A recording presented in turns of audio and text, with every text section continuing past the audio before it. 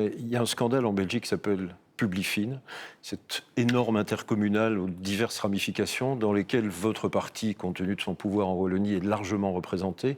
Certains de vos mandataires ont été accusés de toucher des sommes faramineuses.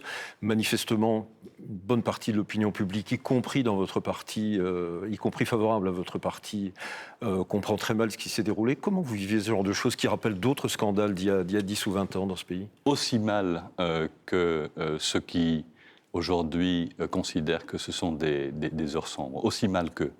D'un autre côté, il faut faire attention qu'un scandale, et nous sommes dans une société de la communication, n'essaie pas d'en étouffer un autre. Pour moi, il y a un autre scandale qu'on ne connaît pas à l'échelle internationale, mais qui pourtant a des relents internationaux plus évidents, c'est ce qu'on appelle chez nous le Kazakh-gate, où à un moment donné, une personne qui est en charge, président du Sénat, est libérale, donc on ne parle plus de la gauche, on ne parle plus du Parti socialiste, reçoit 700 000 € pour défendre quelqu'un dont la réputation est sulfureuse. Alors moi je pense que tout ça est mauvais et qu'on vit aujourd'hui dans une espèce de putrescence de certaines franges de la démocratie qui, au bout du compte, bénéficient toujours aux mêmes, aux extrêmes. Et donc ceux qui se nourrissent de cette information en l'amplifiant sur le dos d'autrui, vont à un moment donné aussi payer la note. Ce qu'il faut, c'est effectivement en revenir à une politique où on peut clairement faire le pas nécessaire pour que les choses soient mises à plat,